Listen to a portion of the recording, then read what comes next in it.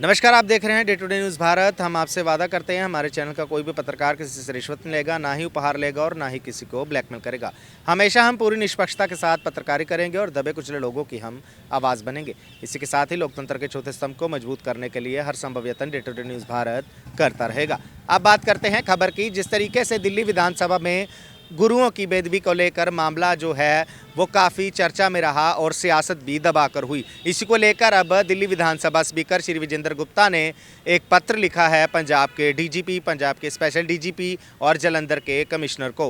उन्होंने कहा है कि जल्द से जल्द जवाबदेही दी जाए इस मामले पर कि फोरेंसिक के लिए जो वीडियो यूज़ की गई है, छेड़छाड़ की गई है और 2 मामले जो दर्ज हुए थे दिल्ली सरकार मंत्री मनजिंदर सिंह सिरसा और कपिल मिश्रा भाजपा नेता के खिलाफ, इस सभी सवालों के जवाब जो है प्रशासन जल्द से जल्द दे। पहले भी बहुत समय जो है उन्होंने कहा कि दिया गया है, लेकिन अब आखिरी समय जो तय हुआ 20 फरवरी तक जो है प्रशासन को जवाब देना होगा, नहीं तो जो है कार्रवाई का सामना प्रशासन को करना पड़ सकता है। आइए सुनते हैं एक बार माननीय स्पीकर साहब का क्या कहना है।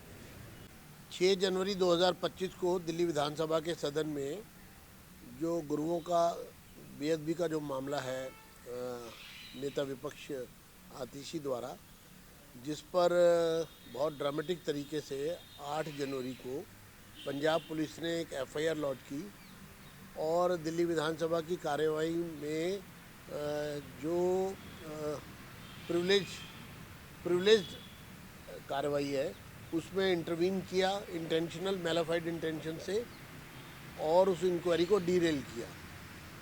इसके पश्चात 9 जनवरी को सदन ने इसका संज्ञान लिया और इसकी जांच स्पीकर द्वारा की गई और जो जांच के दौरान जो कॉरस्पॉन्डेंस हुआ पंजाब पुलिस के साथ और बाकी अधिकारियों के साथ, उसमें जिस प्रकार के जवाब आए वो सेटिस्फैक्ट्री नहीं थे और प्राइमा फेसी उसमें ये इस्टेब्लिश हो रहा था, ये मैटर जो है प्रिविलेजेस का ब्रीच हुआ है दिल्ली विधानसभा की।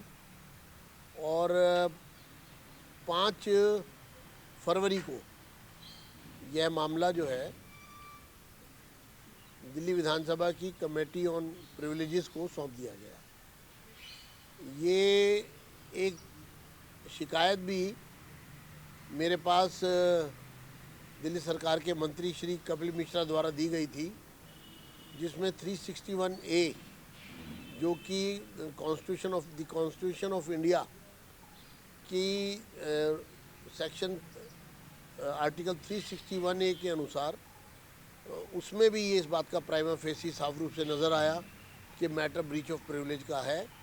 इसलिए कमेटी को ये सारा मामला फर्दर इन्वेस्टिगेशन के लिए सौंप दिया गया है और 5 फरवरी से कमेटी इस पर अपनी कार्रवाई कर रही है। मेरा ये मानना है कि कमेटी की रिपोर्ट मुझे जब सौंपी जाएगी पूरी कार्रवाई करने के बाद, उसके बाद वो हाउस में टेबल होगी और फिर इस पर पूरे मामले पर हाउस फैसला लेगा।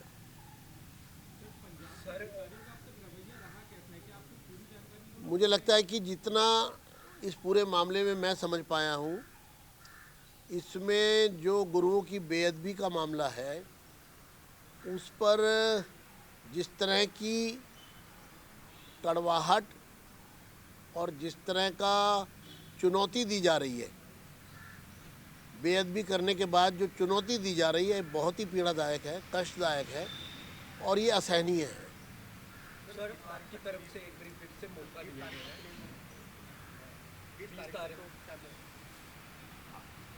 अभी ये कमेटी अपनी कार्रवाई कर रही है और कमेटी की कार्रवाई में मौका दिया जाता है जिनके खिलाफ भी प्रिविलेज का मामला बनता है, ब्रीच ऑफ प्रिविलेज का मामला बनता है, उनको जवाब देने का भी मौका दिया जाता है, उनको पर्सनल हियरिंग का भी मौका दिया जाता है। तो मेरा ये कहना है कि दिल्ली विधानसभा अपने प्रोसीजर को किसी भी तरह से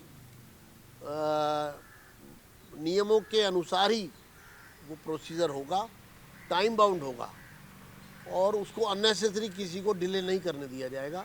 ऐसा मेरा मानना है। और मुझे लगता है कि चूँकि मामला बहुत ही इम्पोर्टेंस का मामला बन गया है, ये एक नेशनल इम्पोर्टेंस का मामला बन गया है और गुरुओं की बेअदबी का इसमें सवाल खड़ा हुआ है, जो किसी भी रूप में किसी भी स्तर पर वो सहन नहीं हो सकता है। तो इसलिए ये इस सेंसिटिविटी को दिल्ली विधानसभा समझ रही है और इसमें कोई कोताही दिल्ली विधानसभा की तरफ से नहीं होगी।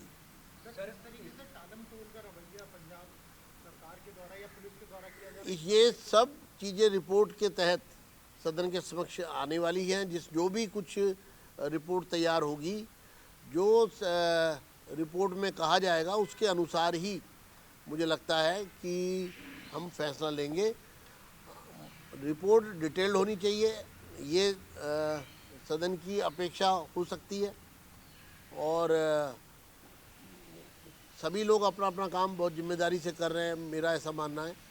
और कमेटी भी अपनी जिम्मेदारी को, प्रिविलेज कमेटी भी अपनी जिम्मेदारी का निर्वाह पूर्ण रूप से करेगी, ऐसा मेरा विश्वास है। सर, एफएसएल की रिपोर्ट जो आपने मांगी थी वो आपको पंजाब सरकार से वो दे दी गई?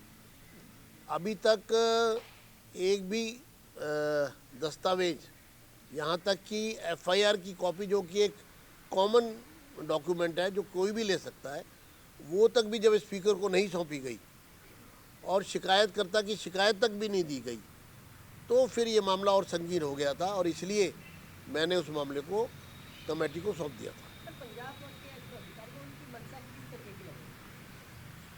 ये तो समय आने पर ही पता लगेगा जब रिपोर्ट बनेगी। तो आपने देखा किस तरीके से श्री विजेंद्र गुप्ता का कहना है कि जल्द से जल्द जो है प्रशासन हमें जवाब दे।